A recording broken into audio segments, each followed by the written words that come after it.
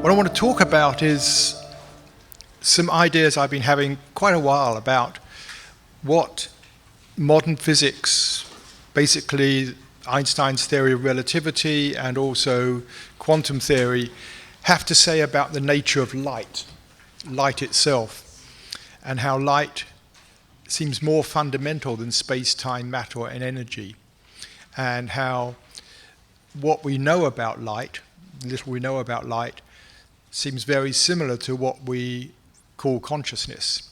And there seems to be close parallels. And we actually talk about the light of consciousness, the inner light, enlightenment. The word light is there so much with consciousness. And I think it's more than just a coincidence.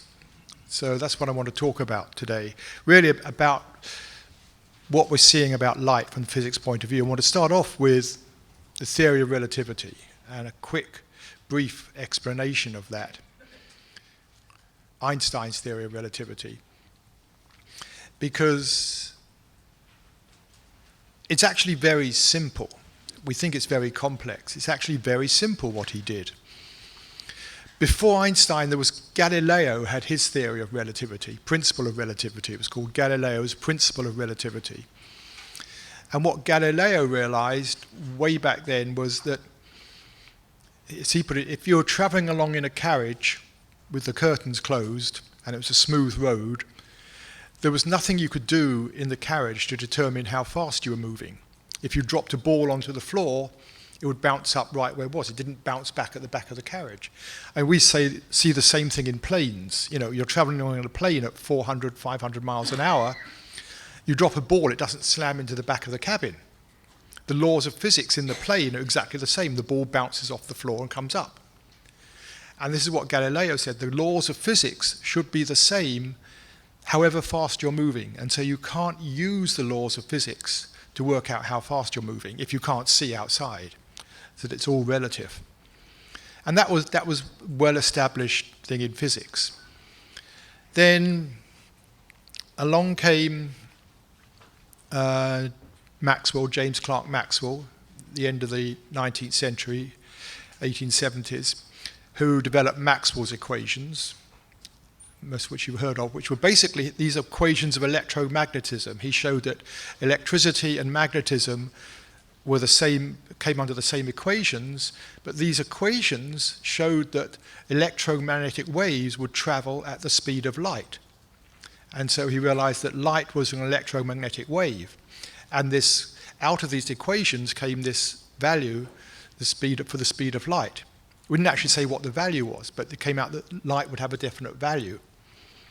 And then people started trying to measure it in terms of, they thought, well, if the Earth's going faster this way around the sun and then slower that way, the speed of light should vary a bit depending how fast you're moving. And they couldn't find any variation in the speed of light.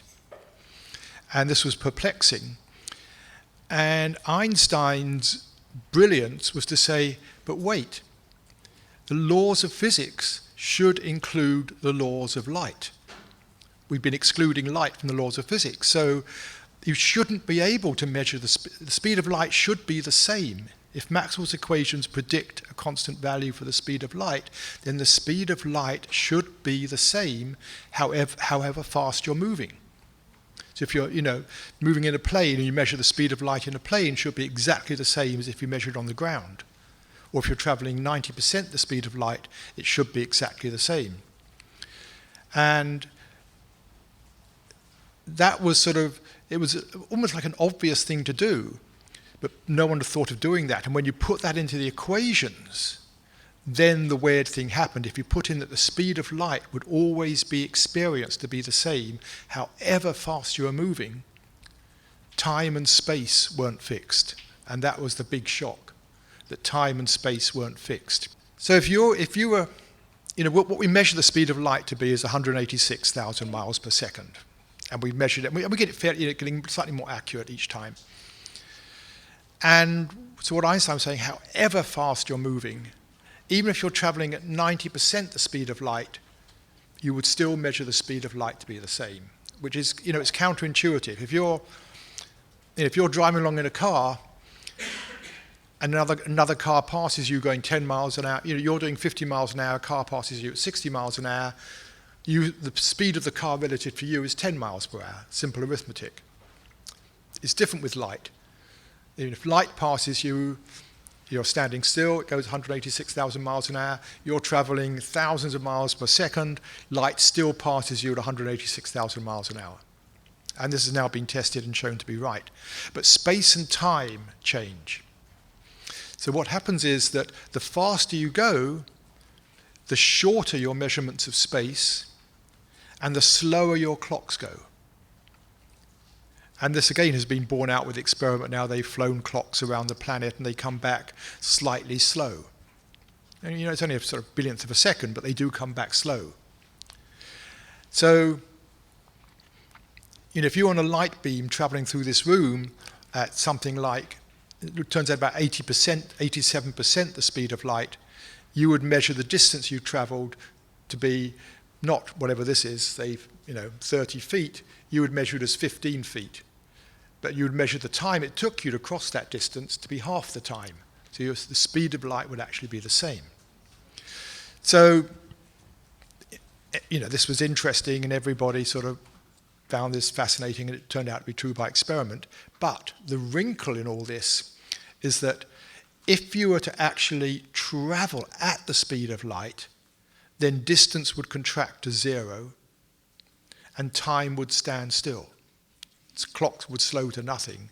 Your clock, if you were traveling at the speed of light, your clock would slow to nothing as measured by somebody else, and your measurement of distance would come to zero. And this fell out of the equations. Einstein was aware of it, lots of people were aware of it. But the general conclusion was we don't have to worry about that. Because nobody can travel at the speed of light, because the third part of the equation is that the faster you go, the heavier you get. And if you were to travel at the speed of light, your mass would become infinite. And since it would take an infinite energy to accelerate you to an infinite mass at the speed of light, and there isn't infinite energy, nothing with mass can travel at the speed of light, so therefore we can just forget about it. But light travels at the speed of light. And light can travel at the speed of light because it has no mass. So it never increases in mass. It's always zero mass. So now you start looking at the universe from light's point of view.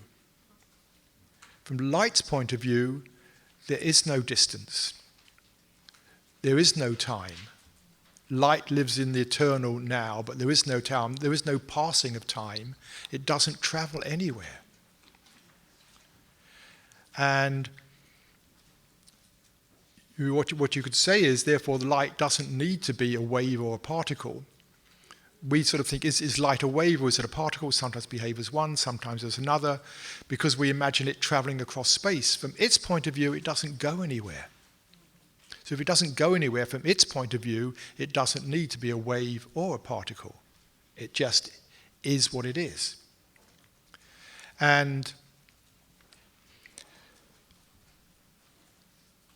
a second thing that came out of this was, and this is where I wish I had the thing to show you the mathematics, well, it's very simple, but there is what is called the Space-Time Continuum. You've probably heard of the Space-Time Continuum. And that's the idea that there's space and time aren't fixed, but the Space-Time Continuum is fixed. And out of that, a certain amount of the space-time continuum appears as space, and a certain amount appears as time, but always in a fixed ratio. Always in a fixed ratio. So what seems to come out of this is that when we observe the universe in any observation, we create in our experience space and time. Space and time appear in consciousness. And it was Immanuel Kant who said, space and time are the framework within which the human mind is forced to construct its experience of the world. So space and time are like the scaffolding of our experience, but they come out of the space-time continuum. And it turns out that the amount of space that we experience is always in direct proportion to the amount of time we experience. We always create in our experience 186,000 miles of space for every second of time. And we think of that as the speed of light. But from light's point of view, it's not going anywhere. It doesn't have a speed. And so what I think is what we measure as the speed of light is actually the ratio of manifestation of space and time out of the space-time continuum. And I would show you that, but since I can't, I just have to leave that with you. Say that again. Yeah. The space and time are created in a constant ratio. For every 186,000 miles of space that appears, 1 second of time appears. And that keeps the balance. And so when that, and the amount of space, so here in this room, we experience 186,000 miles of space for 1 second of time. Somebody traveling through this room very fast would maybe create, 93,000 miles of space and half a second of time. So the ratio is always constant, but the amount of space and time varies. So what we think of as the speed of light is not actually a speed, because from light's point of view, it's not traveling anywhere, so it doesn't need to have a speed. But it's the ratio of manifestation of space and time in this world. So, which again ties in with what we know or experience about consciousness. The more we just drop down into our deeper, subtle levels of consciousness, the more space and time begin to dissolve until you reach that timeless moment. And there is no sense of space. There is just the now. There is just here and now. And it's almost like light is in the here and now the whole time. Sorry, the whole time. With apologies to light's perspective there. Then, quantum physics, the other side of all this, that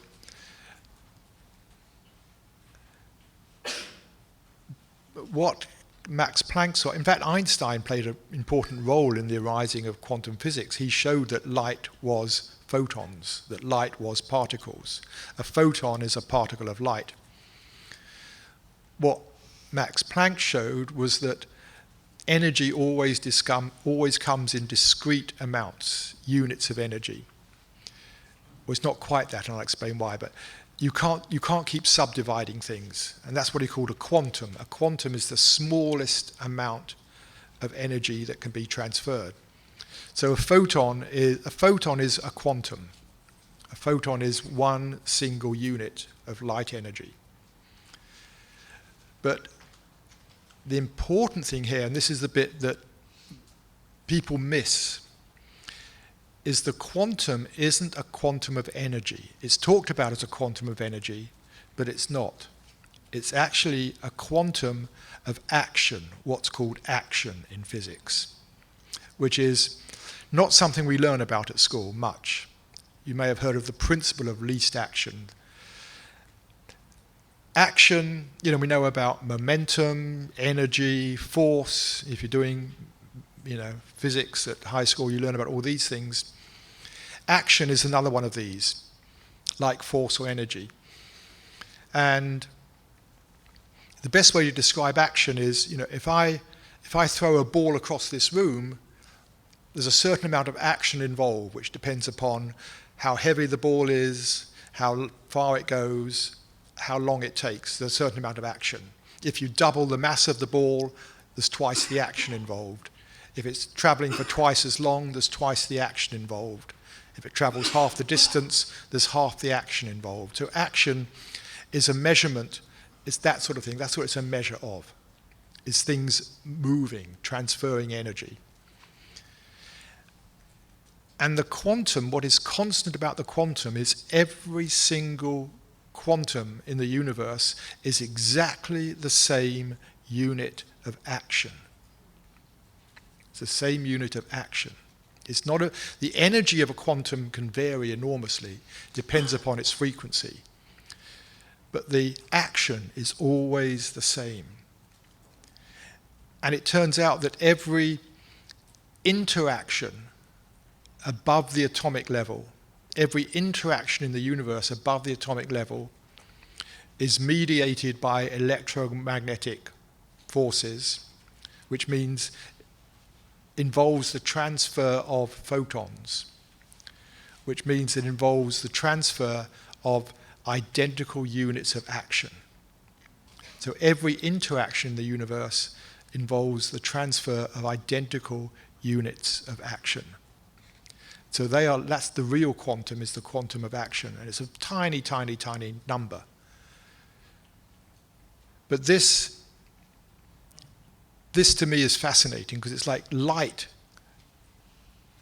The units of light are all identical, and it's light that connects everything. Every interaction that ever happens on the physical level is mediated by light.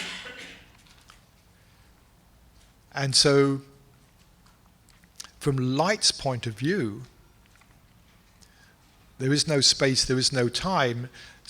It's like it's so distorted that the point at which a photon is emitted, the point in space-time where it's absorbed are the same point, but there is the transfer of action between those 2 points. There is the transfer of action, which then appears as the transfer of energy. It's actually the transfer of action which is happening. And again, there's a parallel to consciousness here, in that, everything we know, every experience we ever have, from seeing this room, hearing my voice, to the thoughts that are going through your mind, to the feelings you're having, whatever it is, sensations in your body, are all excitations of consciousness, of the field of consciousness. It's, as Deepak was touching on last night, we see something, we don't know what happens, but there's an excitation in the consciousness which corresponds to what is out there. So,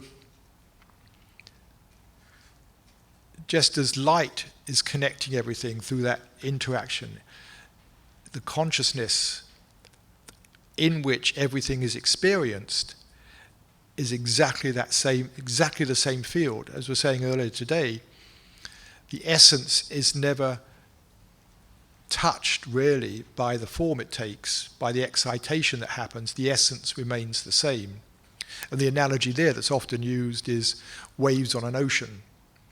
The waves are an activity on the ocean, and you see the waves, you see the shape they make, but the water is untouched.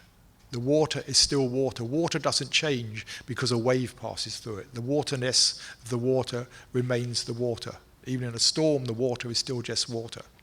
It's untouched. It's like the excitation of the water that we see. In the same way, it's the excitation of consciousness that we experience as all of this, everything we experience. But deep down is just this single field appearing as all this. So these parallels between light in the physical world and the light of consciousness, and the fact that light in the physical world is more fundamental than space-time, matter, energy. Relativity shows that space and time, in a sense, come out of light. E equals mc squared. The c in E equals mc squared is the speed of light. And in quantum physics, the fact that light then appears as a certain amount of energy, but isn't fixed. All of this shows light is more fundamental than matter, energy, space, and time. And consciousness, as such, the field of awareness, is more fundamental than any of the mass, energy, space, and time that we experience. Suggests there's a very close parallel here. It's like the deeper we go into the nature of reality, the deeper we go in physics, we come down to something that's pointing towards light. The deeper we go in our own experience, we're coming to a very similar thing. Suggests that Like the very first level of the manifestation of emptiness, the very first level of manifestation of emptiness is light. In the beginning, not there was light, in the beginning there is light. And in the physical world, that then becomes space-time matter energy. In the subjective world, that then becomes our experience of space-time matter energy. So I feel light is probably the subtlest realm of creation that is actually knowable, that has any slight sense of form. It's the formless beginning to take form. So I'll pause there.